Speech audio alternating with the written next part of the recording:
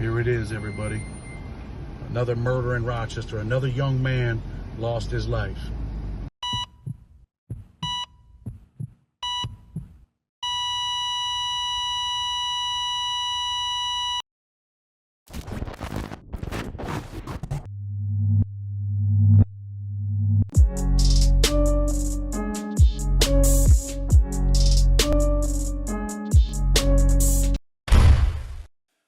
Hello, everybody, and welcome to another edition of Blood on the Razor Wire TV, where we bring it to you real and we bring it to you raw.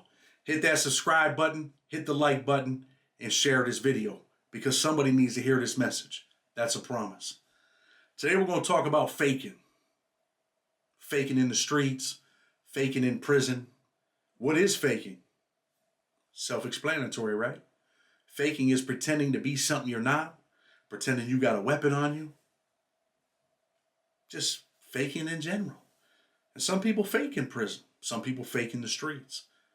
And sometimes when you're faking, there's dire consequences. So we're going to go into United States Penitentiary League. And we're going to talk about Antonio, young brother from D.C. Antonio went to prison with, I believe it was like about 8 or 9 year sentence. And Antonio's never getting out of prison now. Started with 8 years as a young man, but he will never leave prison a free man. But why? Why will Antonio never walk out of prison? I'm going to tell you why. See, Antonio started his bid, a little 8 or 9 year sentence, and he decided he wanted to get money in prison. What do I mean by getting money? He had to hustle. Everybody in prison has a hustle. State prison, federal prison. Almost everybody's hustling. Somebody's making food. Someone's drawing pictures. Somebody's running the poker table. Someone's selling dope. Some dudes are making alcohol. Some dudes are making what they call moonshine. It's like vodka. I mean, everybody's doing something pretty much. And Antonio started out by selling dope in prison. And what he did was he sold someone some dope. Dude did the dope. When I say dope, I mean heroin. And dude overdosed. And he died. So what happened to Antonio when that dude died? They did an investigation. FBI came into the prison. Long story short, Antonio ends up copping out to a drug charge along with a death for the overdose. Yeah, they charge you for that stuff, man. They will light your ass up if you sell dope to someone and they die in the street or in prison. Trust me, I was a jailhouse lawyer. I've seen plenty of dudes that ended up with 25, 30 years for a death resulting charge. Death resulting in them using the drugs that they got from you. And in the street, how do they catch you? I'll tell you how they catch you. Because that person that's getting high, you might have been the last person that they text. Yo, I need to see you. I need to holler at you. Hey, you got anything? So when the person dies, they pull them phone records. They got the person's phone in their pocket. They pull the phone records, and they find out that the other phone's connected to you. Maybe it's not connected to you. Maybe it's connected to your girl. Or maybe it's a throwaway phone.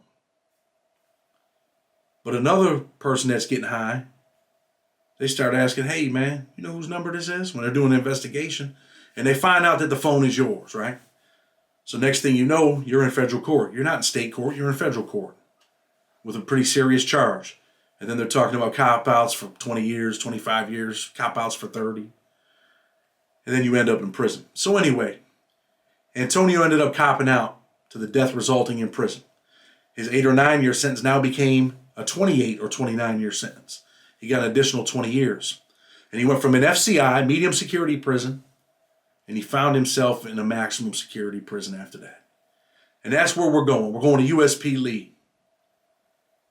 So while in USP Lee, Antonio decides, I got 28, 29 years now, so I got to get money. I got to take care of myself in prison.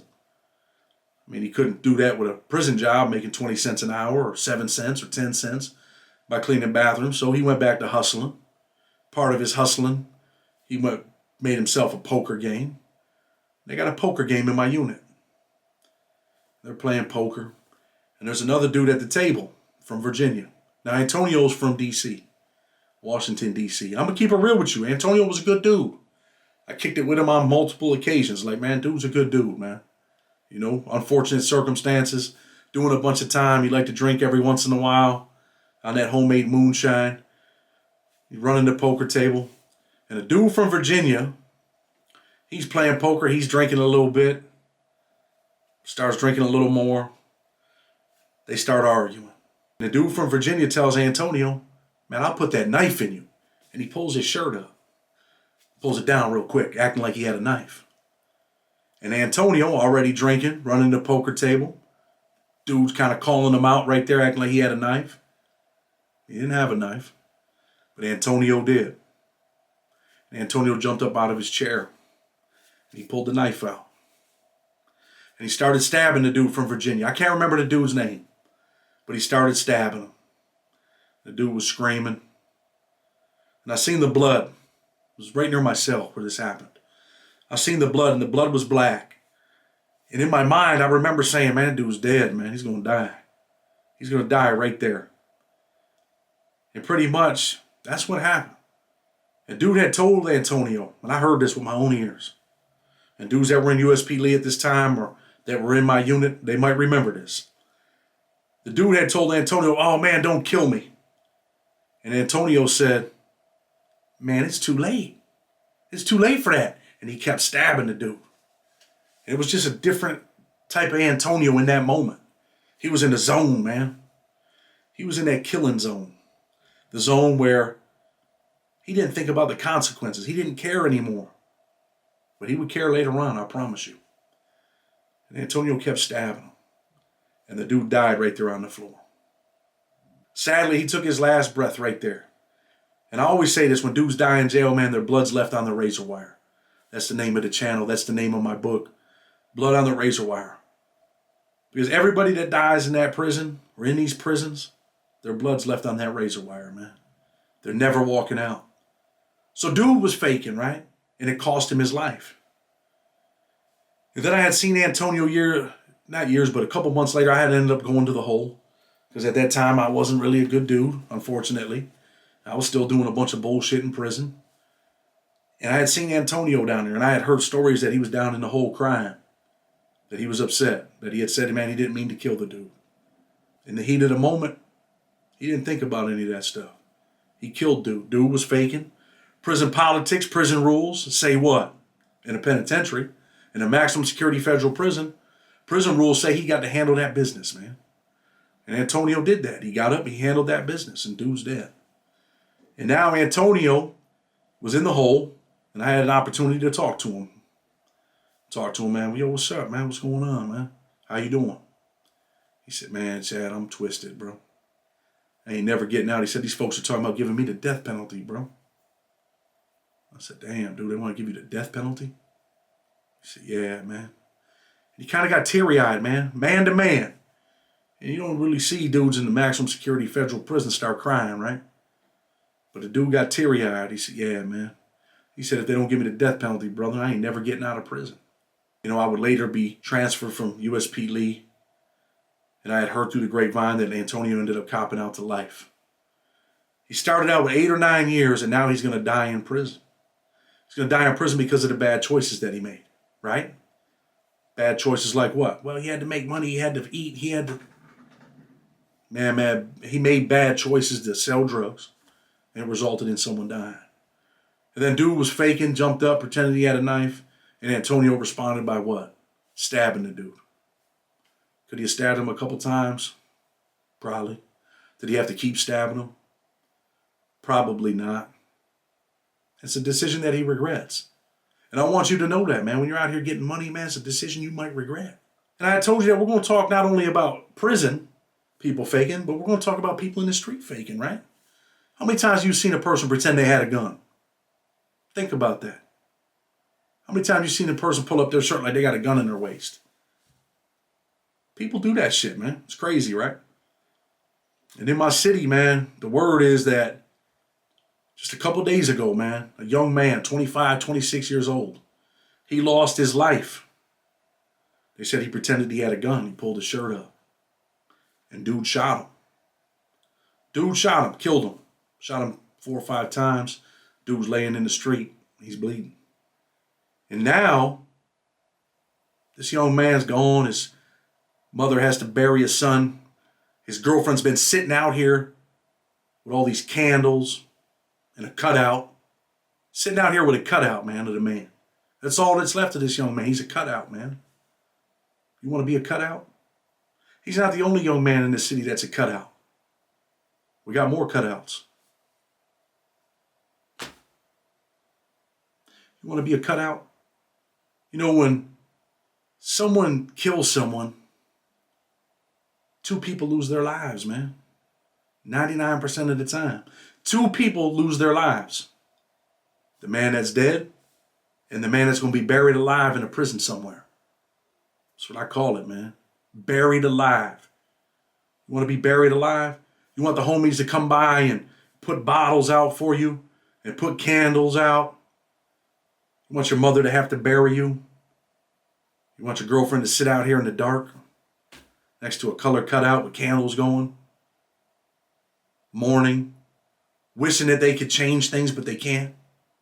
That's what happens, man. When people die, people get murdered, people get killed. There's people left behind that are trying to put it all together. They're the ones dealing with the consequences, man. Or how about your mother having to come to court when they sentence you to 25 to life for murder? Because you already know, man, you get arrested in New York for murder, it's 25 to life. Usually you're not going to cop out. Your young mind can't grasp copping out to 15 to life. They usually give you a cop out for 15 to life. You get a good lawyer, maybe 8 1/3 to 25. Maybe even 15 to life with a good lawyer. So most of you are going to go to trial and you're going to be convicted.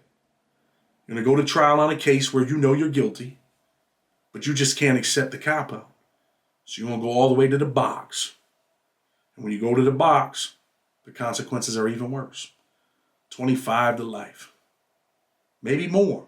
There's a robbery involved. Maybe 37 to life. I've seen a lot of young brothers, man, die in the street.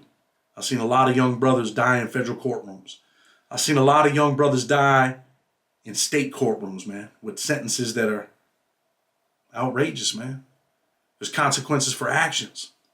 And don't forget this, man. When you're beefing in the street, remember, when two elephants fight, the ground suffers, man.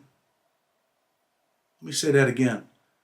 When two elephants fight, the ground suffers. Think about that for a moment. Think about that. And not only does the ground suffer the consequences, but your family suffers. Who you want to be, man? You want to be a cutout? You want the homies to pour out some drinks for you? You know, the same people that visit you in jail will be the same people that visit your grave when you're dead, man. You might be a cutout for about a month, then the cutout's gone. The cutout goes away. Ain't no more candles. All the wax is burnt. Candles are gone just like you're gone. And you're nothing more than a distant memory. Get your life right. Let's get to it, man. Let's get to changing that life. I don't know you, but I care enough about you to be in front of this camera. I'm not from your city. Or maybe I am. But our cities are all the same. They just got different names. People are getting killed out here over nonsense. They're getting killed in your community, getting killed in your city, getting killed in mine. It's all the same, man. These brothers just got different names. Don't be that dude, man. Bringing it to you real, bringing it to you raw.